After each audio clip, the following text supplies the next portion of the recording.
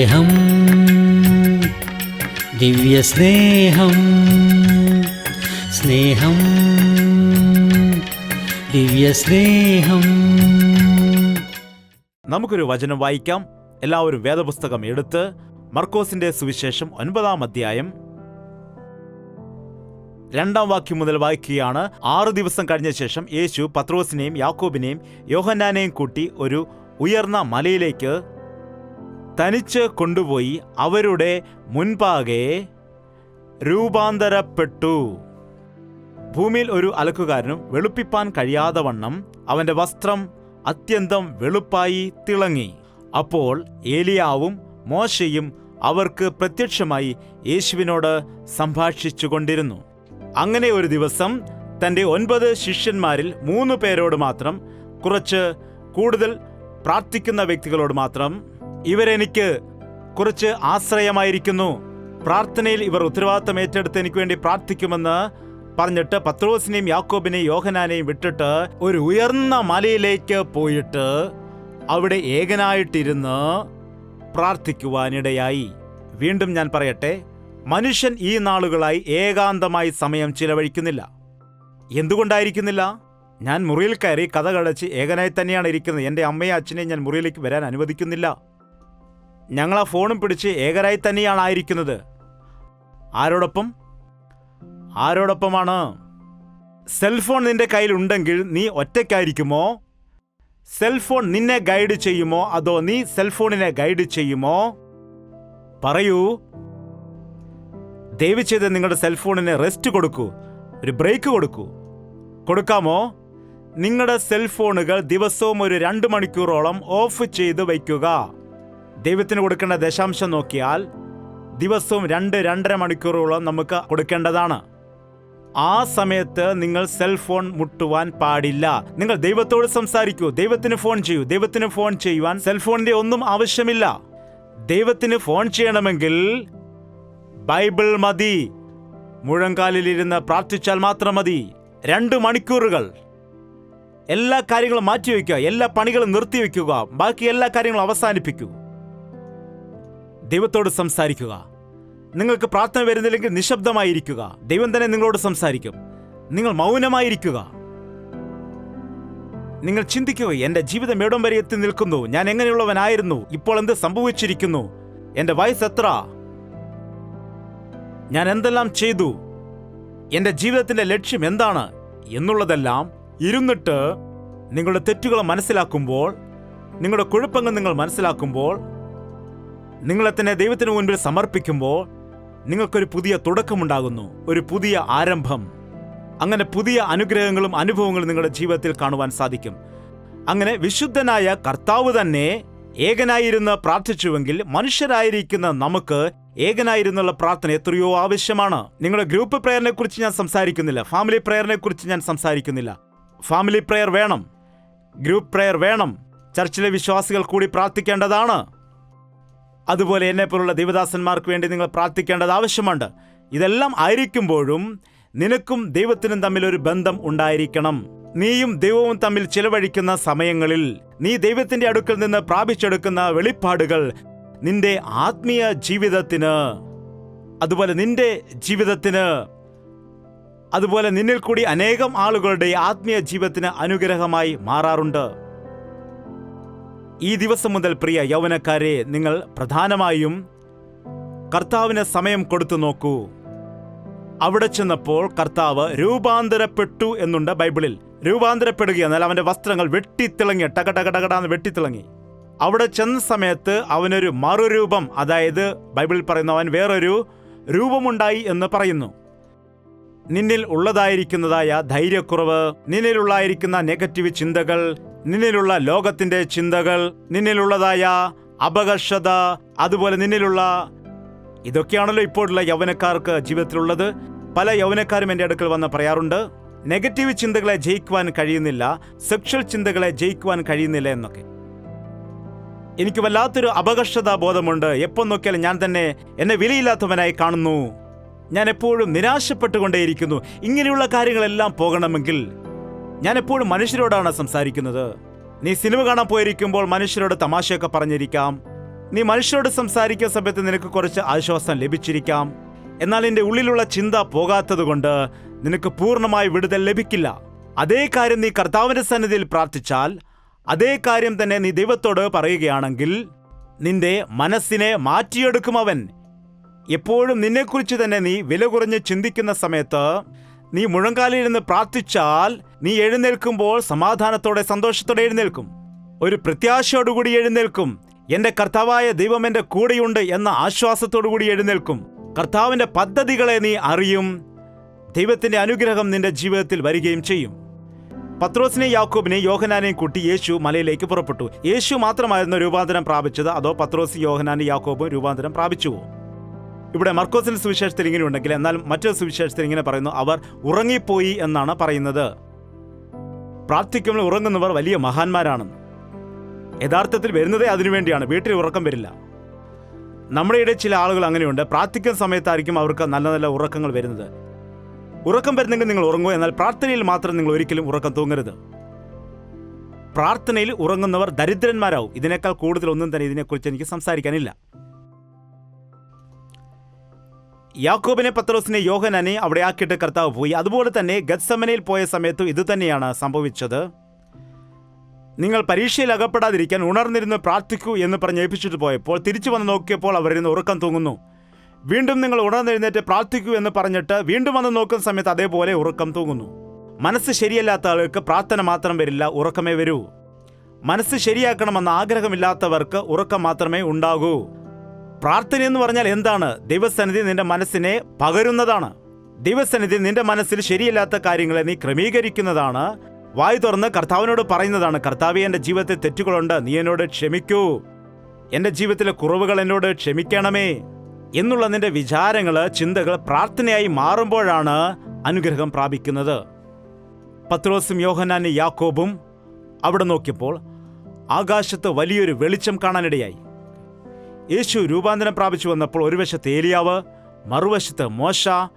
യേശു കർത്താവ്, മോശ, ഏലിയാവ്, ഇവർ മൂന്നുപേരും കൂടെ അവിടെ സംസാരിച്ചു കൊണ്ടിരിക്കുകയാണ്. അവർ സംസാരിച്ചു കൊണ്ടിരുന്നപ്പോൾ പെട്ടെന്ന് ഉറക്കത്തിൽ നിന്ന് എഴുന്നേൽക്കാനിടയായി പത്രോസിന് എളുപ്പം ഉറക്കം വരികയും ചെയ്യും, എളുപ്പം എഴുന്നേൽക്കുകയും ചെയ്യും. ഇതാ കണ്ണു തുറന്ന് നോക്കിയാൽ 3 വ്യക്തികൾ അവിടെ നിൽക്കുകയാണ്. അയ്യോ, കർത്താവ് മാത്രമാണല്ലോ വന്നത്, ഇപ്പോൾ 3 പേരുണ്ടല്ലോ എന്നൊക്കെ അവർ ചിന്തിച്ച് അന്തം വിട്ട് ഇരിക്കുകയാണ്. അവരങ്ങനെ ഞെട്ടിപ്പോയ സമയത്ത് ഒരു വശത്ത് സന്തോഷം, മറുവശത്ത് അവർക്ക് ഭയം. ആ ഭയത്തോടുകൂടി അവർ പറയുകയാണ്, കർത്താവേ, നാം ഇവിടെ ആയിരിക്കുന്നത് നമുക്ക് നല്ലതാണ്. നിനക്കൊന്നും മോശയ്ക്കൊന്നും ഏലിയാവിനും ഒന്നുമായി 3 കുടിലുകൾ നമുക്കിവിടെ കെട്ടാം എന്ന് പറഞ്ഞു. നമുക്കിവിടെ തന്നെ ആയിരിക്കാം, നമുക്കിവിടെ തന്നെ താമസിക്കാം. 3 കുടിലുകൾ ഇവിടെ കെട്ടാം. ഒന്ന് മോശയ്ക്ക്, ഒന്ന് ഏലിയാവിന്, ഒന്ന് നിനക്ക്. ഞങ്ങൾ 3 പേരും ശുശ്രൂഷ ചെയ്യാം. ഒരാൾ നിന്റെ അടുത്ത്, ഞാൻ നിന്റെ അടുത്ത്, ഒരാൾ യാക്കോബ് മോശയുടെ അടുത്ത്, ഒരാൾ ഏലിയാവിൻ്റെ അടുത്ത്.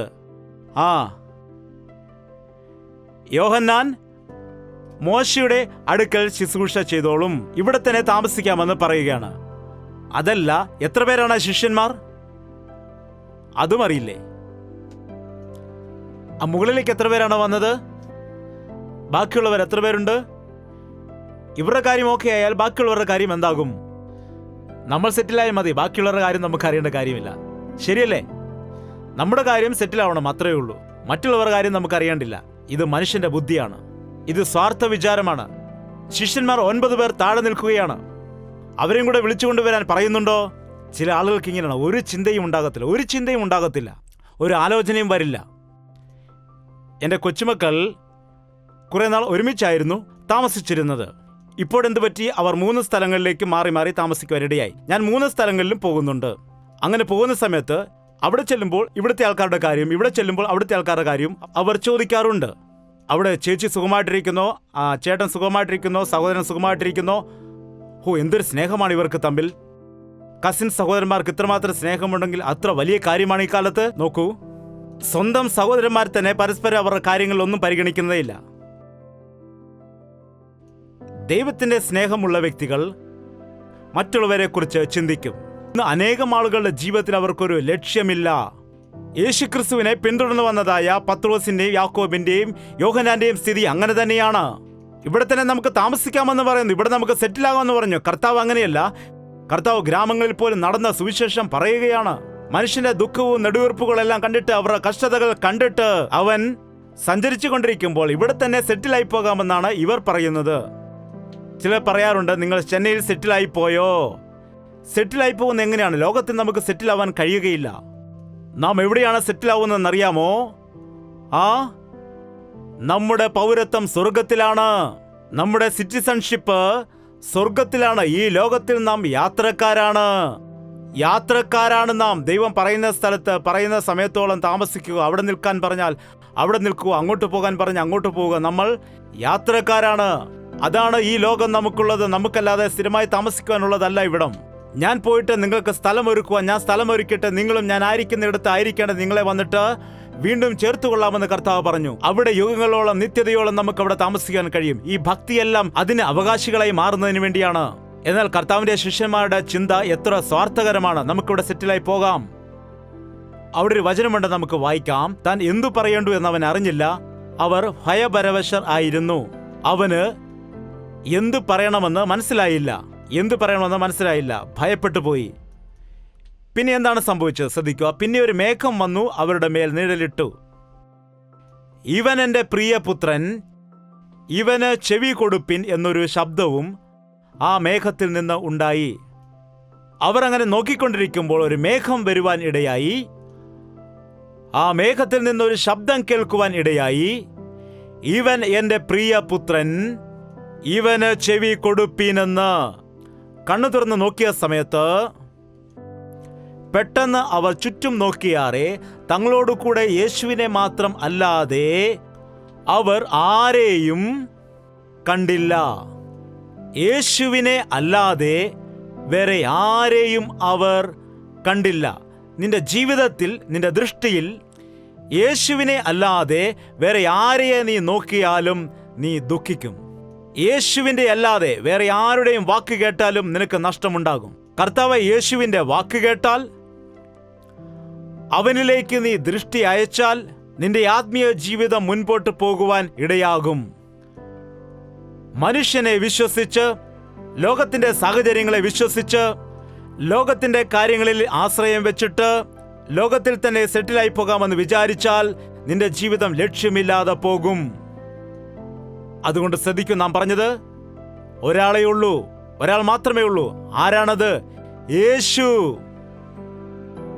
1971 ഫെബ്രുവരി 15 ദൈവം എനിക്ക് ജീവൻ നൽകിയത് മുതൽ ഈ ദിവസം വരെയും എൻ്റെ ജീവിതത്തിൽ എന്നെ സ്നേഹിച്ചവൻ യേശുവാണ്, എന്നെ ബലപ്പെടുത്തിയവൻ യേശുവാണ്, എന്നെ നടത്തിയവൻ യേശുവാണ്, എന്നെ സകല വിഷയങ്ങളിലും എന്നെ സഹായിച്ചവൻ യേശു മാത്രമാണ്.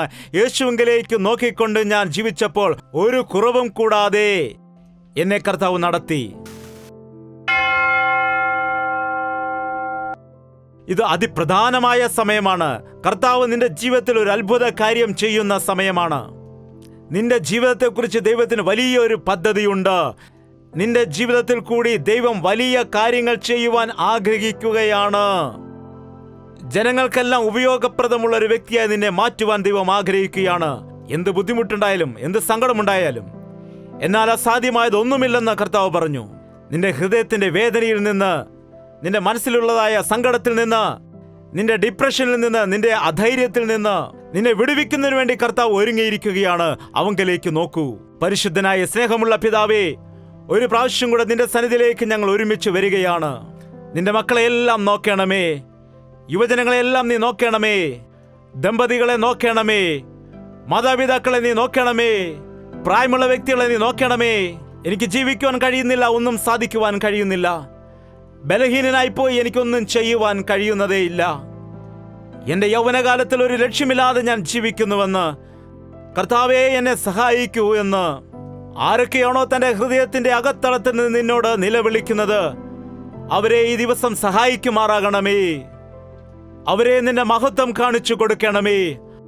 ആ കാലത്ത് ഒരു മേഘം വന്ന സമയത്ത് ആ രൂപാന്തരം പ്രാപിച്ചതായ ആ മലമേൽ വെട്ടിത്തിളങ്ങുന്ന വസ്ത്രം ധരിച്ചിരിക്കുന്ന സമയത്ത് രൂപാന്തരപ്പെട്ടതായ കർത്താവേ, ആ മേഘത്തിൽ നിന്ന് കേട്ടതായ ശബ്ദം, ഇവൻ എൻ്റെ പ്രിയപുത്രൻ, ഇവന് ചെവി കൊടുപ്പിൻ, എന്ന് നിന്റെ ശബ്ദം കേൾപ്പിക്കുന്നത് പോലെ ഈ മക്കളോട് നീ സംസാരിക്കണമേ. അന്ന് നീ ശമൂവേലിനോട് സംസാരിച്ചതുപോലെ സംസാരിക്കണമേ കർത്താവേ. അന്ന് നീ മോശയോട് സംസാരിച്ചതുപോലെ സംസാരിക്കണമേ ദൈവമേ. അന്ന് നീ അബ്രഹാമിനോട് സംസാരിച്ചതുപോലെ സംസാരിക്കണമേ കർത്താവേ. അന്ന് ശൗലിനോട് നീ സംസാരിച്ചതുപോലെ സംസാരിക്കണമേ ദൈവമേ.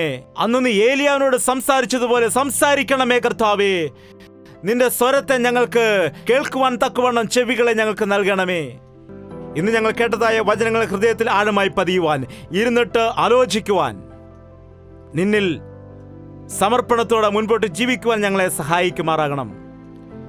യേശു ക്രിസ്തുവിന്റെ നാമത്തിൽ അപേക്ഷിക്കുന്നു പിതാവേ. നമ്മുടെ പിതാവായ ദൈവത്തിന്റെ സ്നേഹവും പുത്രനായ യേശു ക്രിസ്തുവിന്റെ കൃപയും ആശ്വസിപ്പിച്ച് വഴി നടത്തുന്ന പരിശുദ്ധാത്മാവിന്റെ കൂട്ടായ്മയും സഹവാസവും കടന്നു വന്നിരിക്കുന്ന എല്ലാ ജീവിതങ്ങളുടെ മേലും എല്ലാ സമയത്തും കൂടെയിരിക്കുമാറാകട്ടെ. ആമേൻ, ആമേൻ, ആമേൻ.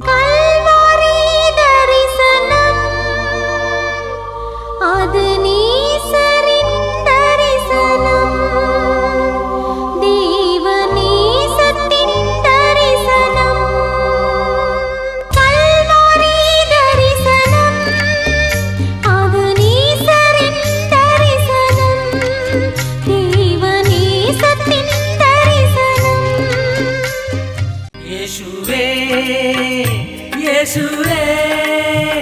യേശുവേ, യേശുവേ, യേശുവേ, യേശുവേ, യേശുവേ, യേശുവേ.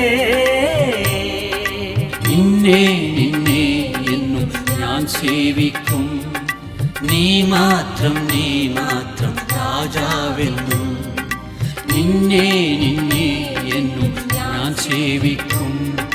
നീ മാത്രം രാജാവെന്നും. യേശുവേ, യേശുവേ, യേശുവേ, യേശുവേ, യേശുവേ, യേശുവേ, യേശുവേ, യേശുവേ, യേശുവേ, യേശുവേ, യേശുവേ, യേശുവേ, യേശുവേ, യേശുവേ.